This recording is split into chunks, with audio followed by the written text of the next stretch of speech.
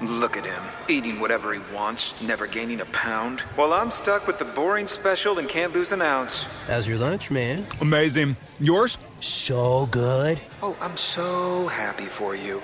Cool, buddy. Weight loss isn't fair, but Mochi Health is. The affordable GLP-1 source that can fix your frustration with food. So, same time next week? No! Definitely. And your friends. Learn more at joinmochi.com. Mochi members have access to licensed physicians and nutritionists. Results may vary. At DSW, we ask the important questions, like, what shoes are you going to wear? Whether you're prepping for wedding season, festival season, or just planning the ultimate vacay, the right shoes can make or break an RSVP. So own the moment. You've got big plans, and we've got just the shoes. At the perfect price, of course. Get ready to get ready with Designer Shoe Warehouse. Head to your DSW store or dsw.com today and let us surprise you. A note before we begin. Today's episode heavily discusses the topic of suicide. If you find that the discussion becomes overwhelming or triggers negative emotions, please prioritize your mental health above all else. Consider skipping this episode or reaching out to a support helpline in your area. You are not alone. Voices for Justice is a podcast that uses adult language and discusses sensitive and potentially triggering topics, including violence, abuse, and murder. This podcast may not be appropriate for younger audiences. All parties are innocent until proven guilty in a court of law. Some names have been changed or omitted per their request or for safety purposes. Listener discretion is advised. My name is Sarah Turney, and this is Voices for Justice. Today, I'm continuing my coverage of the suspicious death of 27-year-old Ellen Greenberg. This is part 2 of a 2-part series. So if you haven't listened to part 1, go back and listen to that first, or this isn't going to make any sense. There are a lot of details in this case to keep in mind as we discuss this story. In part 1, I detailed the death of Ellen, who was found in her Philadelphia apartment with 20 stab wounds to her chest, abdomen, head, and neck on January 26, 2011. Ellen's fiancé, Sam Goldberg, told police that he went to the gym around 4:45 p.m. When he returned 30 to 45 minutes later, he found their apartment door locked from the inside. The swing bar was engaged, and he couldn't get in. Sam told police that he tried to get a hold of Ellen for the next hour, but she wouldn't answer the door or pick up her phone. Sam said that just before 6:30 p.m., he went to the first floor of the apartment complex and asked the security guard to accompany him. Sam told police the guard went back upstairs with him and was there when he broke the door down, went inside, and found Ellen dead in the kitchen. Very quickly, investigators determined that Ellen had completed suicide. But when medical examiner Dr. Marlon Osborne performed an autopsy, he concluded that Ellen had been murdered. Despite these findings, police told the media that they didn't consider Ellen's death a homicide. Instead, they were calling her death suspicious. In mid-February, the Philadelphia Police Department officially declared Ellen's death a suicide.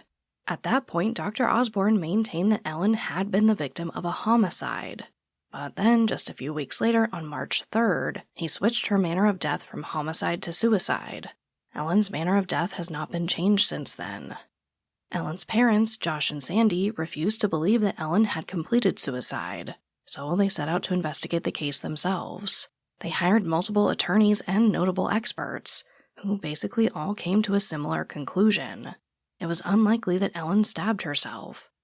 In 2017, one of the Greenberg's attorneys was elected Philadelphia's district attorney. After he took office in 2018, the Greenbergs asked him to reopen Ellen's case, but he referred the request to the state attorney general's office due to the conflict of interest. They agreed to take the case, and all of the evidence the Greenbergs' attorneys and all these experts had uncovered was sent to the attorney general's office. That's where we left off in part 1. Here's what happened next. There were no updates on the Attorney General's investigation until March 2019, when journalist Stephanie Farr wrote an article for the Philadelphia Inquirer. While researching the article, Farr contacted the Attorney General to ask where the case was at.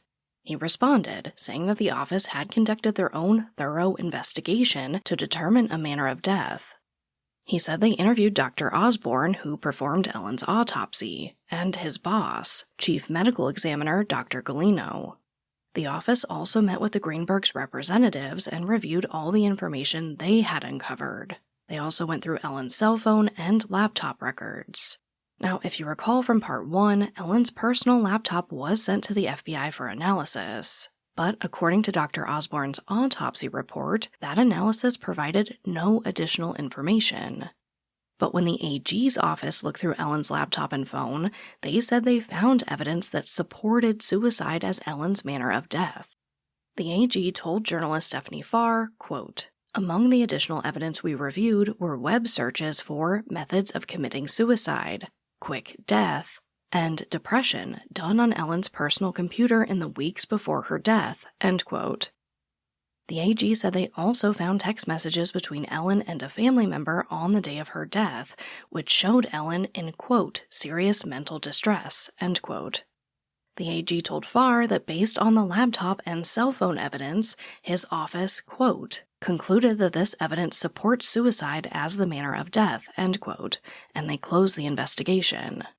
Now, in addition to his statement about the case being closed, the AG provided a few reports outlining what they found on Ellen's laptop and cell phone. Let's start with what was found on the laptop. On Saturday, December 18th, 2010, at 2:36 p.m., there was a Google search for suffocation. The user then viewed a website about suicide methods. A few weeks later, on Monday, January 3rd, 2011, at 12:09 a.m., the user viewed 2 CNN videos, one about a sex fantasy death and one about a model death. On Thursday, January 6th at 1:57 and 1:58 a.m., there were Google searches for Zoloft and Zoloft versus Prozac. That evening, the user looked at a CNN article about the murder of John Wheeler III, a former White House aide. On Sunday, January 9th, starting at 3:13 a.m. and ending at 3:31 a.m., the user made Google searches about Zoloft and its side effects. The user then accessed multiple articles on the topic. That evening at 11:35 p.m., the laptop was used to look at articles about a girl who was electrocuted while using Twitter in a bath. Between 12:40 and 12:43 a.m. on what was now January 10th, the user Googled quick death and quick suicide. The user then read a few articles about euthanasia and painless suicide. These are the last searches included on the report. Insurance isn't one size fits all. That's why customers have enjoyed Progressive's Name Your Price tool for years now. With the Name Your Price tool, you tell them what you want to pay, and they'll show you options that fit your budget. So whether you're picking out your first policy or just looking for something that works better for you and your family, they make it easy to see your options. Visit Progressive.com. Find a rate that works for you with the Name Your Price tool. Progressive Casualty Insurance Company and Affiliates. Price and coverage match limited by state law. This episode of Voices for Justice is sponsored by Chewy. If you have pets, you probably know about Chewy, and you also know that when they say that they have everything you need to keep your pet happy and healthy, they're not messing around. To keep them happy, Chewy has over 100,000 products from all the brands my pets love at prices I love. To keep them healthy, Chewy offers pet prescriptions, pet insurance, telehealth vet visits, and they're even rolling out vet clinics across the country. I've been shopping with them for a very long time. And in addition to the auto-ship feature that gets the dog's food to them every single month, I also love to experiment with different treats. But I'm a bit picky. For me, it has to be high quality with simple ingredients. I recently picked up treats from Shepherd Boy Farms that are 100% just chicken breast. Popcorn and Heber are already obsessed. Chewy has everything you need to keep your pet happy and healthy. And right now, you can save $20 on your first order and get free shipping by going to chewpanions.chewy.com/Sarah E. Turney. That's chewpanions.chewy.com/Sarah E. Turney to save $20 on your first order with free shipping. chewpanions.chewy.com/Sarah E. Turney. Minimum purchase required. New customers only. Terms and conditions apply. See site for complete details. Now, just as a refresher, in Part 1, I told you that Ellen started seeing a psychiatrist on January 12th. This would be 2 days after that final Google search related to suicide. But during her sessions, Ellen told her psychiatrist that she was not suicidal. I will also say that after reviewing the laptop records, the Greenbergs made a pretty good point that stabbing would not fall under painless suicide. Now, let's talk about the text messages from Ellen's phone. On January 25th, the day before Ellen was found dead, Sandy texted Ellen, quote, "You need to see a professional," end quote. Ellen replied, quote, "Okay, I'm trying, just scared a bit for everything," end quote. Now, in the files, there weren't any texts included from January 26th, but we do know that that morning Ellen spoke to her mom on the phone, and she said everything seemed fine with Ellen. She also talked to a friend around noon, and again, that friend says that nothing seemed out of the ordinary. After reviewing these files, the laptop, the phone records, journalist Stephanie Farr asked the AG why the computer and text evidence weren't included in the original investigative report in 2011, and why that evidence was not in the DA's report made available to the Greenbergs' private investigator. The AG responded that his office didn't find the analysis in the DA's file, so they, quote, "cannot say if anyone, police or prosecutor, ever looked at it," end quote. He said the AG's office obtained the analysis directly from the Regional Computer Forensics Lab in 2018. Now, Stephanie Farr kept asking questions. She asked the AG about the neuropathologist Dr. Rourke Adams.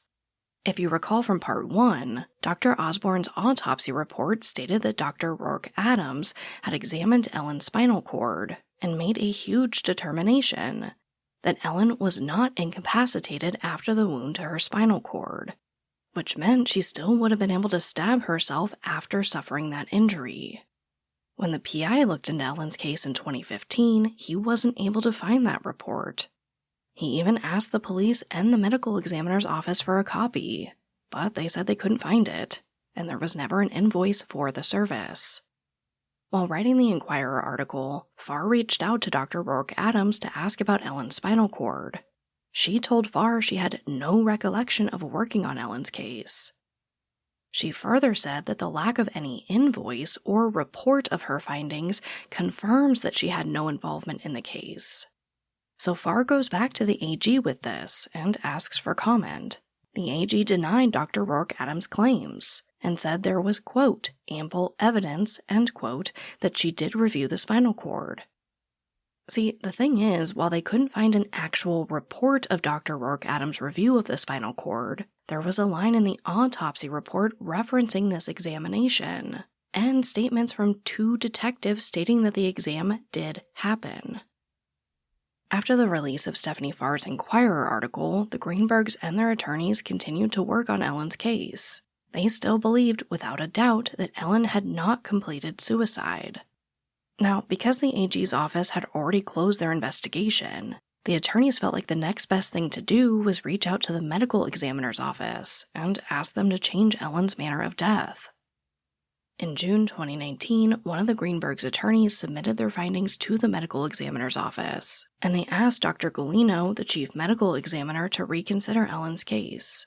They also asked Dr. Osborne to change Ellen's manner of death. In the end, Dr. Golino and Dr. Osborne refused, but the Greenbergs kept fighting. In September 2019, clinical neuropsychologist Dr. Louis Lazarus reviewed Ellen's case using a 3D computer program. This program created images of all of Ellen's stab wounds. He also used this program to recreate the injuries under the assumption that Ellen stabbed herself, like the police and medical examiner's office claimed she had. And this is what the program says. It was impossible for Ellen to deliver 11 of the 20 stab wounds to herself. And none of Ellen's injuries were hesitation wounds. The program also picked up on the bruising on Ellen's body, namely bruises to her wrists and ankles. There was also evidence of defensive wounds. Now, while this program couldn't determine the order the wounds were inflicted in, it did show that one of the stab wounds would have made contact with her brain, and the other with her spinal cord. Dr. Lazarus determined that the deeper wounds to Ellen's head and neck would have led to, quote, impaired coordination, semi-consciousness, and unconsciousness, end quote.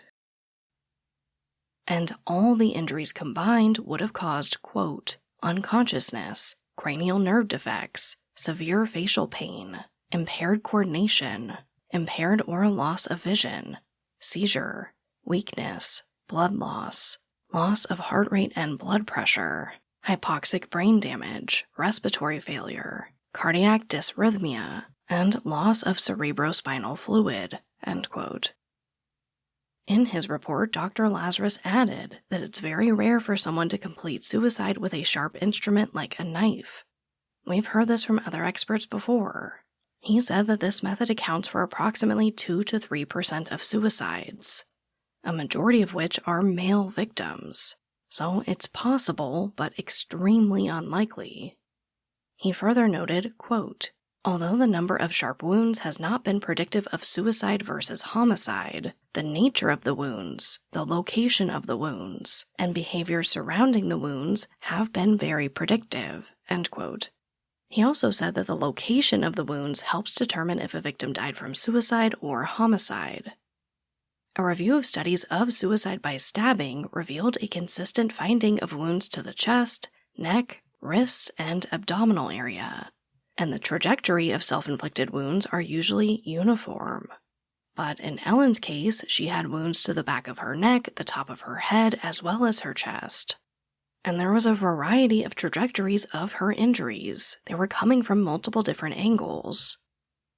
And again, like we saw with the other experts, Dr. Lazarus reported that most suicides involving a sharp instrument include that person lifting their clothing before stabbing themselves. And we know Ellen's stab wounds happened through her clothing.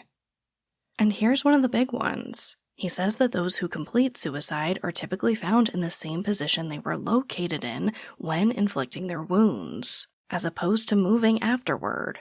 And again, that was not the case with Ellen based on the blood evidence which defied gravity. Dr. Lazarus believes that Ellen had been moved after she sustained some, if not all, of her injuries. He went on to explain that in most suicides there's a note left behind, or there's a pattern of behavior that led up to the suicide.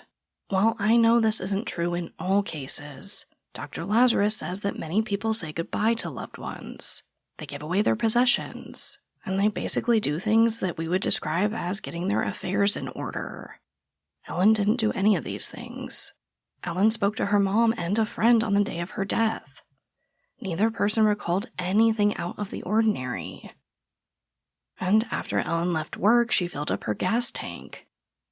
The very last thing she appeared to be doing was making a fruit salad. None of these behaviors suggest suicide, according to Dr. Lazarus. In his report, he brought up the fact that Ellen told her psychiatrist she was not suicidal, and was only struggling with anxiety, not depression. He also noted that while the police said that Ellen had searched things about suicide online, there was no proof that she was the one that made those searches. Dr. Lazarus wrote in his report, quote, "This information, in this examiner's opinion, is more of a red herring than considered to represent anything of validity regarding Ellen's mental state," end quote. Ultimately, Dr. Lazarus concluded that Ellen did not die from suicide. This episode of Voices for Justice is brought to you by Quince. I've been trying to be more intentional about what I wear each day. I'm leaning into pieces that feel effortless, comfortable, and still put together. And Quince has been my go-to. The fabrics feel elevated, the fits are flattering, and everything just works without overthinking it. They use premium materials like 100% European linen, organic cotton, and ultra-soft denim. And the best part? Everything is priced 50 to 80% less than similar brands. They work directly with ethical factories and cut out the middlemen, so you're paying for quality and craftsmanship, not brand markup. I recently just ordered their tiered linen dress, of course in black. I wanted to pair it with one of my favorite pairs of brown wedges. The problem was, I didn't have a brown purse. So I got that from Quince too. It's one of my favorite outfits. It's easy, effortless, and feels amazing, especially as we're getting a little bit warmer here in Phoenix. Refresh your everyday with luxury you'll actually use. Head to quince.com/justice for free shipping on your order and 365-day returns. Now available in Canada too. That's QUINCE.com/justice for free shipping and 365-day returns. Quince.com/justice. In 2019, months after receiving this report, Ellen's parents sued Dr. Osborne and the Philadelphia Medical Examiner's Office. The goal of the lawsuit was for Ellen's manner of death to be changed from suicide to homicide. This way, the Greenbergs could, quote, have a full investigation and go where the truth is, end quote. After filing the lawsuit, Ellen's father Josh told Local 21 News, quote, "We have no family future without our daughter. Every family's future is with their children. There is none in our life," end quote. Now, Dr. Osborne and the medical examiner's office tried to have the lawsuit thrown out, but the judge ultimately ruled that the Greenberg civil suit could be brought to trial, specifically noting that Dr. Osborne's, quote, choice to rely on information from police without independently confirming it raises a legitimate question to be resolved at trial as to whether Osborne abused his discretion, end quote. Now, as a part of this process, the Greenbergs' attorneys were able to conduct a more in-depth investigation into Ellen's death. They uncovered even more information that had never come to light. We know this is exactly why so many families pursue civil suits, just to get more information. Now, according to court documents, since 2011, the Greenbergs, their investigators, and their attorneys had been told repeatedly that the Philadelphia Police Department, the PPD, didn't have any video footage from the apartment complex for the day Ellen was found dead. And guess what? It all of a sudden popped up. Late in January 2021, the Greenbergs learned that the PPD did have surveillance footage.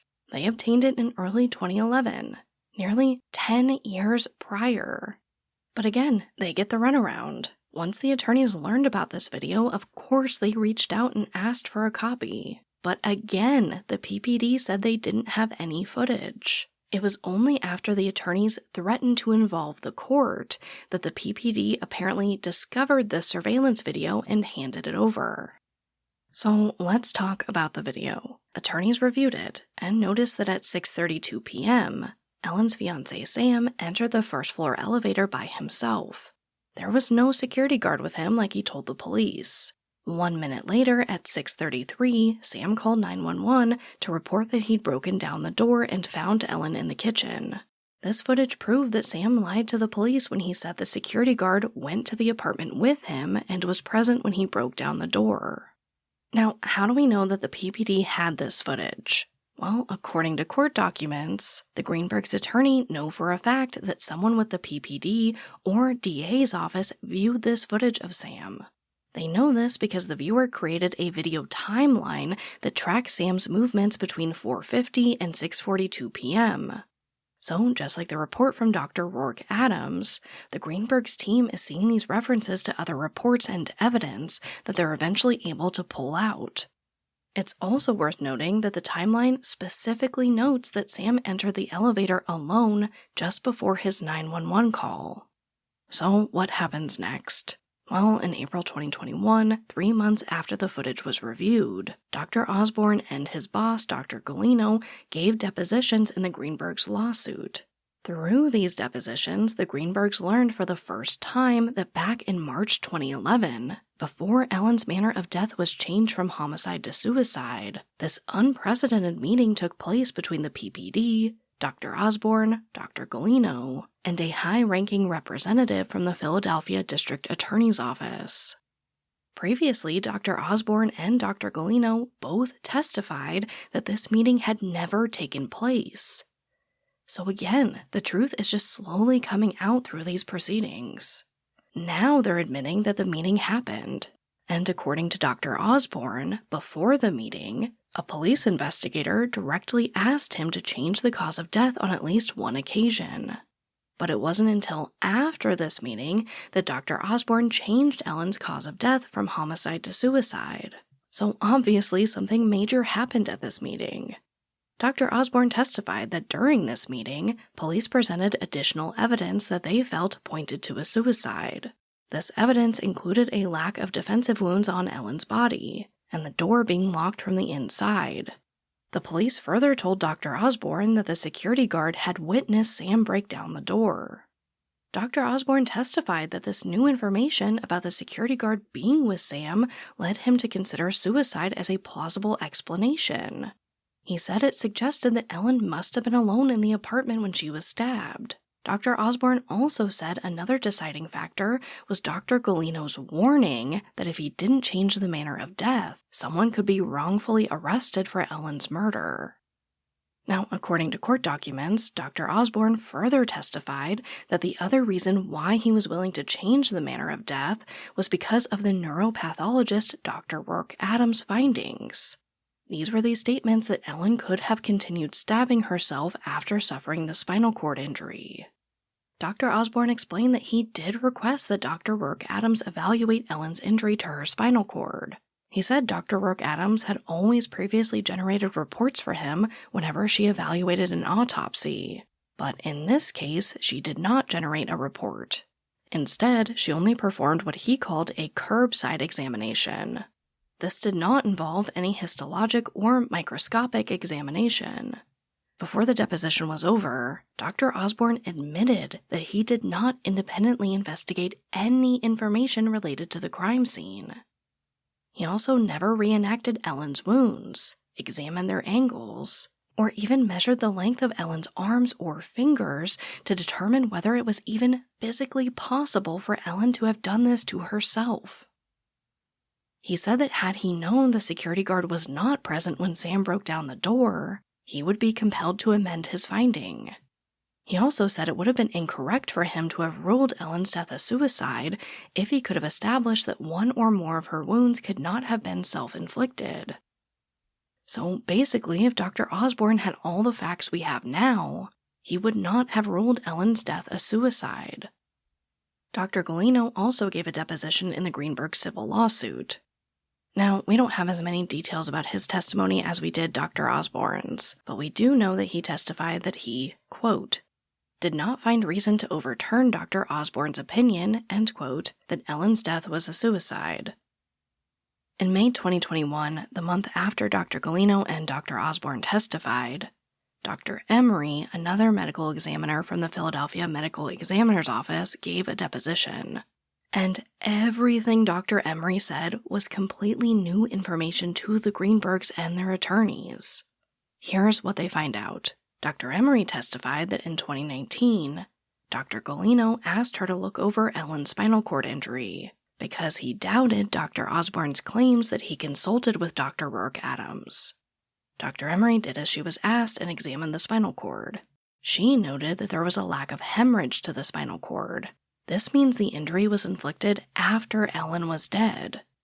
Dr. Emery also testified that she had been instructed by Dr. Golino not to make a written report about her examination. So instead of writing a report, she just told Dr. Golino about what she found. So despite the fact that Dr. Emery determined Ellen was dead when she was stabbed in the spinal cord, Dr. Golino did not change Ellen's manner of death. Neither did Dr. Osborne. They basically just ignored this finding. And there's more. That same month, the Greenbergs' attorney was informed that the police had a video of Ellen's apartment. This was filmed by the apartment manager on the day Ellen died. This is a video that had never been disclosed or produced previously. Now, before I get further into the importance of this video, I need to back up and explain why the video was taken in the first place, because I think it's important. Now, according to court documents, before Ellen's body was removed from her apartment, several members of Sam's family showed up at the scene. This included his mother, father, uncle who is a criminal defense attorney, and his uncle's son who is also an attorney. All of these people communicated with the PPD officers and the ME's office investigator on the scene. Then, in the early hours of January 27th, before Ellen's autopsy was completed, Sam's uncle called the apartment building's property manager and requested access to Ellen and Sam's apartment. Now, the manager said that she was not sure if this is what she should do, so she called the police to ask. They told her it was fine if the uncle and son went into the apartment. And good on this manager. She then asks if police should escort them. And the police said no, they did not need to. The police also said it would be okay if the family hired a crime scene cleanup service. The police then gave the manager the name of a service they recommended. So, after speaking to the police, the manager calls Sam's uncle back and told him he could have access to the apartment. She also passed along the name of the crime scene cleanup company. The uncle agreed to pay the costs, and the manager arranged for the services to be completed before the uncle and his son arrived at the apartment. But again, good on this manager. Before the cleaners arrived, this manager went into Ellen's apartment and videotaped each and every room to create a record of its condition, and she gave the tape to police that day. According to court documents, once Ellen's apartment was cleaned and sanitized, the uncle and son were allowed into the apartment. They go in alone.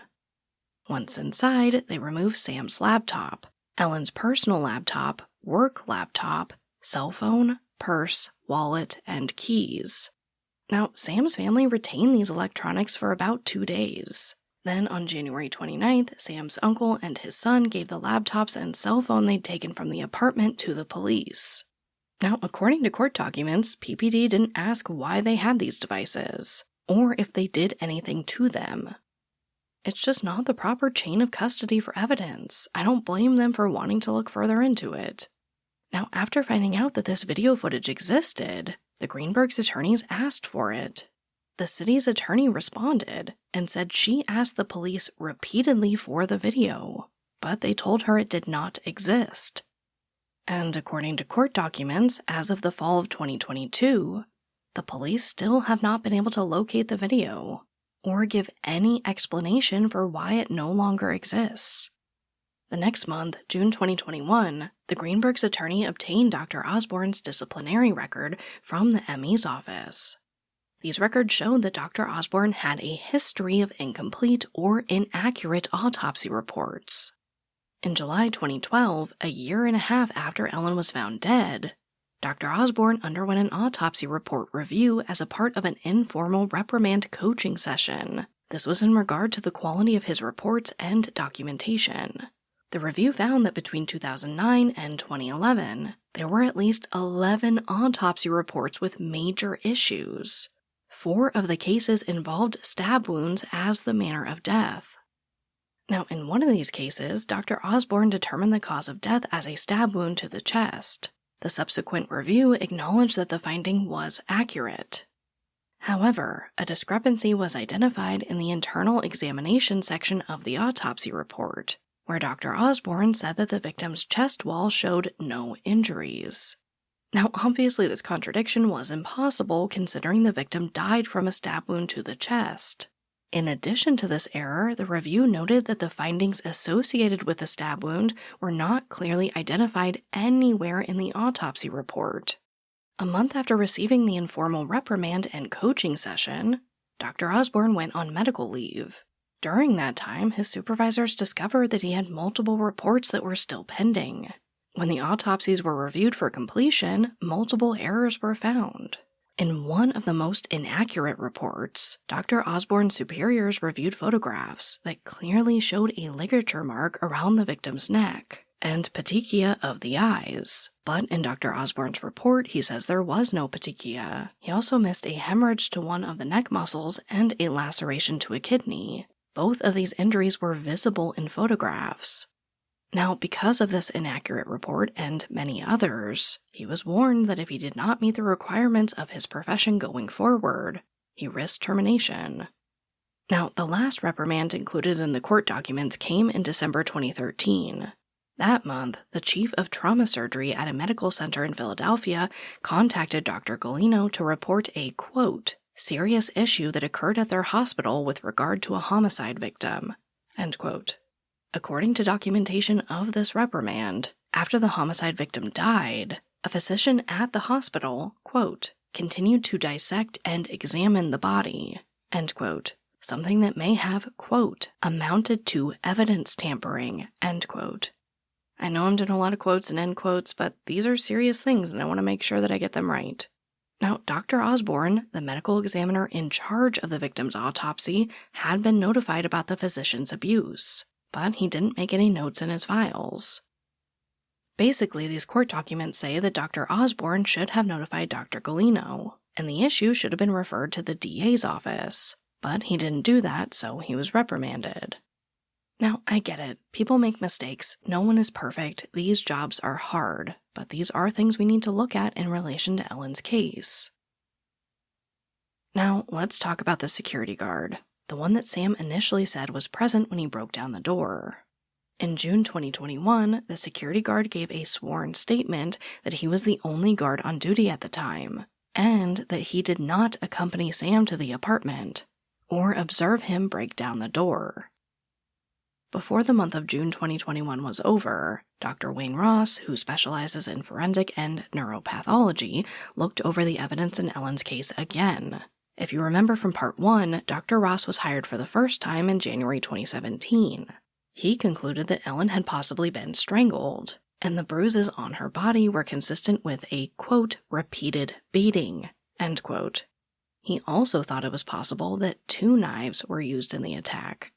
In his June 2021 re-examination of all the evidence, new and old, Dr. Ross noted not just 1 or a few, but 60 reasons why Ellen's death was a murder and not a suicide. His reasons included that the security guard was not present when Sam left the lobby of the building to break into the apartment, and that the swing bar on the door was disturbed, but not broken from the inside. Dr. Ross went on to say that Ellen's glasses, which were on the floor to the right of her body, and the nearly pristine white hand towel in Ellen's left hand, indicated staging of the crime scene. Dr. Ross noted that if Ellen had been holding the towel, that meant she had to have been stabbing herself with 1 hand. He argues that this is impossible, stating that some of the injuries required force applied to the knife. Like many experts before him, Dr. Ross concluded that Ellen's stab wounds were inconsistent with suicide, as were the bloodstain patterns in the kitchen. He further explained that the wounds in general were just inconsistent with suicide, saying that they would have caused excruciating, if not incapacitating, pain. He also noted the pills on the counter, which Ellen could have easily taken and overdosed on instead. Dr. Ross determined that the crime scene showed that Ellen was under someone's control. He believed Ellen was strangled, which was evidenced by defensive wounds caused by binding to her wrists. Now, in his report, we kind of learn more about how they determine these things. In his report, Dr. Ross stated that according to the guide medical examiners use to determine manner of death, the determination of suicide requires a 70% or greater degree of medical certainty. Dr. Ross noted that the, quote, necessary degree of medical certainty to support the selection of suicide as the manner of Ellen's death is patently lacking, end quote. In August 2021, Dr. Golino resigned as chief medical examiner for Philadelphia. Following his resignation, PPD officers interviewed him about Ellen's case, focusing on whether her death was a suicide or homicide.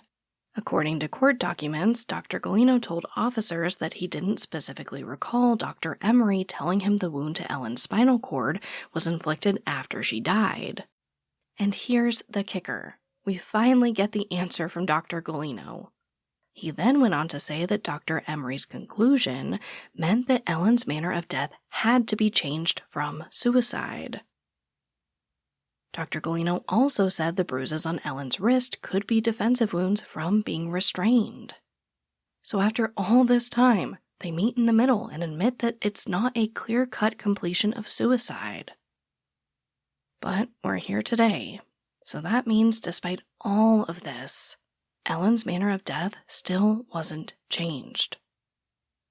In December 2021, the Greenberg's attorneys sent new testimony and records uncovered during the lawsuit to the AG's office. They were hopeful that with everything they'd uncovered, the AG would reopen Ellen's case. But again, that's not what happened.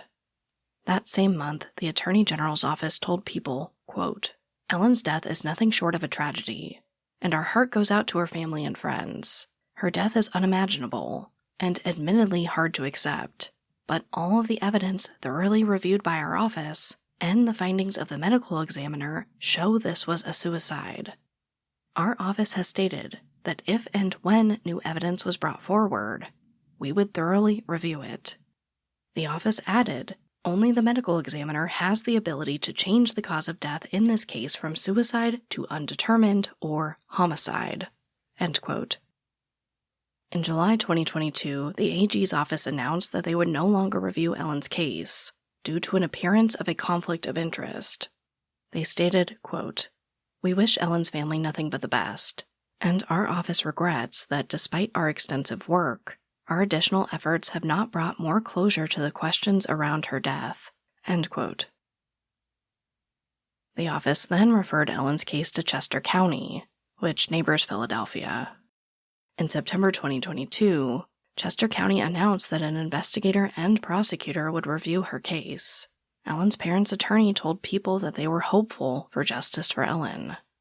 As of this recording, Chester County is still investigating Ellen's death.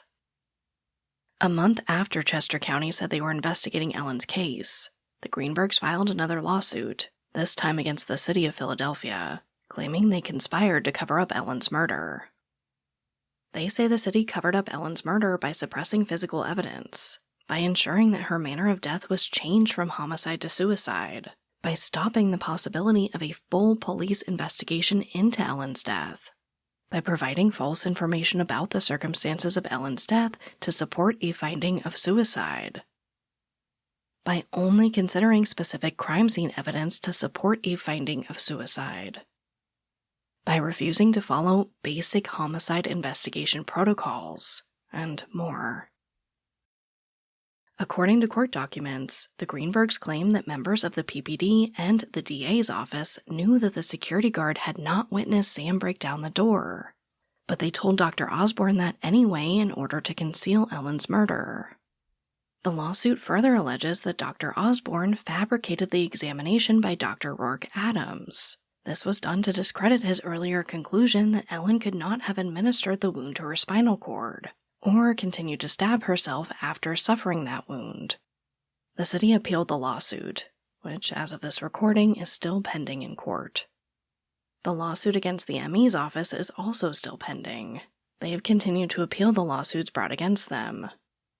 Appeal arguments for that lawsuit were held in front of a panel of judges in November 2022.